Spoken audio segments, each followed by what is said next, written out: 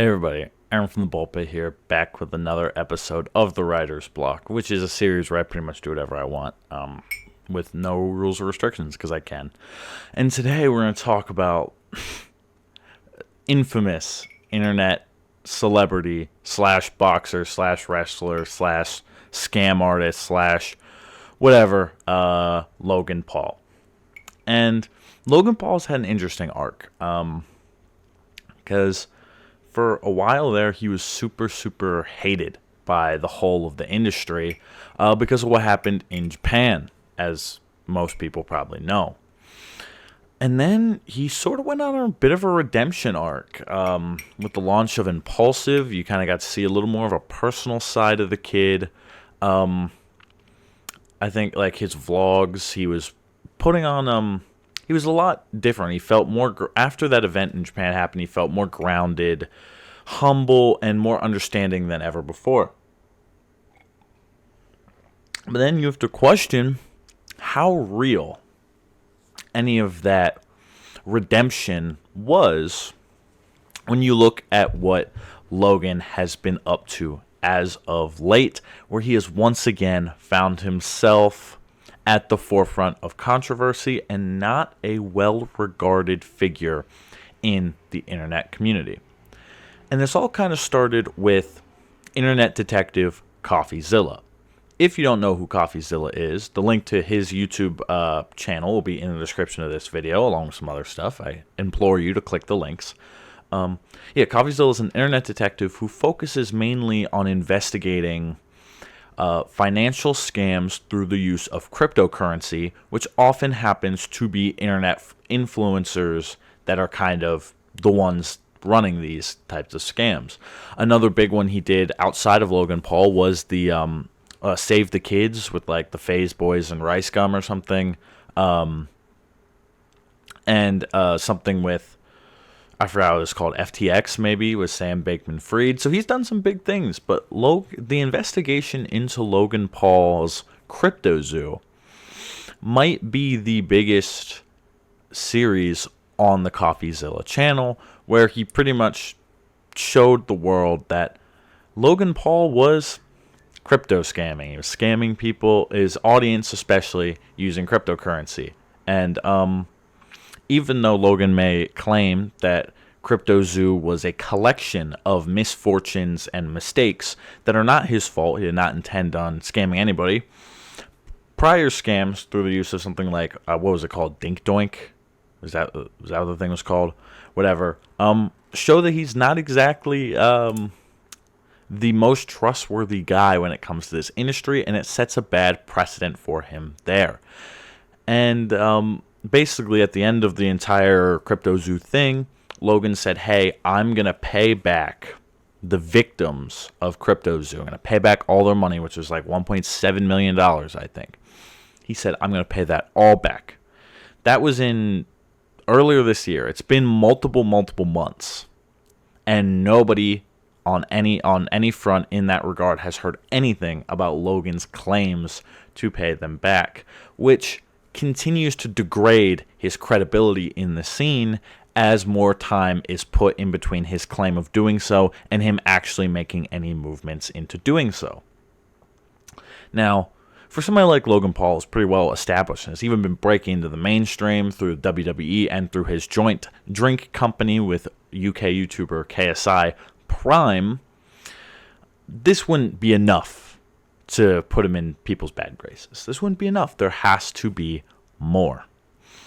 And the second event that kind of happened that started to change opinions and had a big impact on my opinion of Logan Paul was his interactions with his former co-host of Impulsive, George Jenko. And the biggest early example of this was a conversation, and I'll put the link to the Impulsive video this is based on in the description. Or maybe, I don't know if I want to support Logan Paul like that. I have to, because it is his creation. I have to. I'll put the link to the video at the, below. But pretty much there's a 20-minute segment of this podcast where, honestly, Logan Paul is verbally Sorry, my coaster fell on the ground. We'll get that later. I'll just hold my cup for now.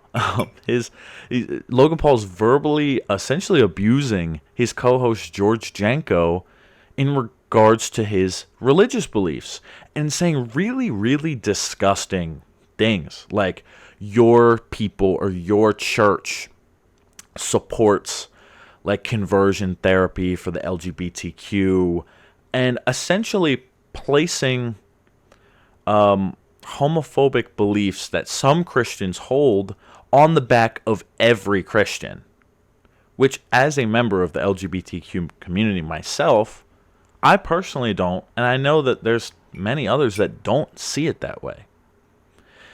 Just because somebody does something that's part of a certain group does not mean that every person of that group does that. That's silly. That's silly. And if it was any other group, not any other group. Not any other group. If it was another group, like a minority group, whether that's racial minority, ethnic minority, sexual minority, like gender minority, sexuality minority. Like if Logan Paul said a very common talking point for conservatives, which is LGBTQ community is a bunch of groomers, I feel like everybody that was part of the audience, or at least Logan Paul, be able to wrap his head around how saying something like that is hurtful, damaging, and untrue. In the same way that saying that all Christians are homophobic is hurtful, damaging, and untrue.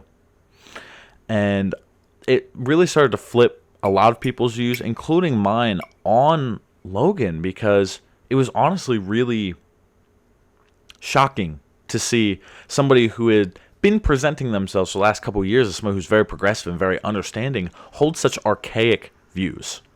And George even had a quote in there that was really, really telling that said, I've met people that hate me, that treat me better about my religious views than you, and you're my best friend. That cuts. That cuts deep, and it says a lot about how Logan treats George, not only publicly on the podcast, but how does he treat him off screen, off the camera. And now George has completely separated himself from both Logan and Mike, who's the second co-host of Impulsive, which says quite a lot about how Logan has been acting as of late. The third big kind of Logan Paul related controversy I've seen actually comes from something I mentioned earlier, his joint drink company with KSI. Obviously, if you've seen Logan at all on the internet in the last year, a couple months, whatever, however long it's been, he promotes Prime all the time. All the time. That's all he does. He promotes Prime constantly. And one of his kind of things that he's been doing to promote Prime quite a bit is these little short, like TikToks or YouTube shorts or whatever they are, where he compares the ingredients of Prime to the ingredients of another related hydration beverage like Gatorade, Liquid IV, something like that. And I'm not going to be the best person to break this down because I'm not as informed, but if you go to the YouTube channel, which is also linked below, More Plates, More Dates, and you look up any of his videos on Prime, he does a great job of intelligently and of breaking down these videos and the hydration formula of Prime with detail, and is very easy to follow along with, especially if you're somebody who's not super informed on the chemical composition of various substances or anything related to that. Honestly, he does a great job of breaking it down and showing that while obviously what the things Logan says are true, is that Prime has more electrolytes than Liquid IV and has less sugar than Gatorade, that it's not exactly a positive thing to have those things. It's not exactly a positive thing, and More Plays, More Dates does a great job of breaking that down and showing how Logan's marketing behind Prime is misleading and could potentially be hurtful in certain circumstances. Those were, the three kind of main controversies that were bubbling in the world of Logan Paul.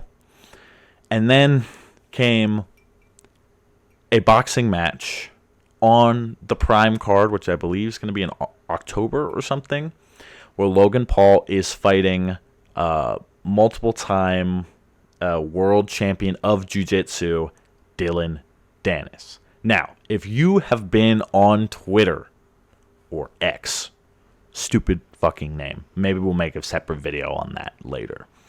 If you've been on Twitter recently, you might have run into a post or two from Dylan Dennis. They've been popping off. And let me tell you, the things that Dylan has been saying and posting about Logan Paul, absolutely brutal. Absolutely brutal. Not Logan's biggest fan at the moment, but good Lord, you have to feel bad for him. You have to feel bad for him. And the saddest part of it is Dylan Dennis, not a good guy. Objectively, not a good person. But it's so... I'm rooting... Okay, I'm just going to break it down. I'm rooting for Dylan Dennis in the Dylan versus Logan fight, even though I don't even like him. I don't even like Dylan. I'm still rooting for him because Logan Paul has been presented, and let's just say, not just say has been presented, has presented himself as such an unlikable person as of late that I can't help but root against him in almost any opponent he could possibly be up against. There's very few opponents that Logan Paul could be up against where I would end up rooting for Logan. And it's really wild to see because you had the initial fall of Logan Paul with the Japan incident. And miraculously, Logan built himself back up from an almost inconceivably impossible position. And now it's happening again. And you really hate to see it, but at the same time, you have to wonder if Logan Paul ever changed at all. Or is that just a facade? And at this point, he's entered the mainstream so much and he's gotten comfortable being back in a position of being well-liked, that maybe we're seeing the true colors of Logan once again. And if that's the case, I wouldn't bet on Logan Paul being a well-liked person for the next while until the internet moves on to something else and maybe he can escape the private eye. But this fight with Dylan Dennis is not what Logan wants right now in terms of all the heat being on him, because he had gotten himself engulfed in multiple controversies and now he's at the forefront of internet's attention because of Dylan's marketing. That's it. That's all I have to say on Logan Paul. Let me know what you think in the comments down below. Support the channel. Obviously, like and subscribe. I already said leave a comment, but go down in the description.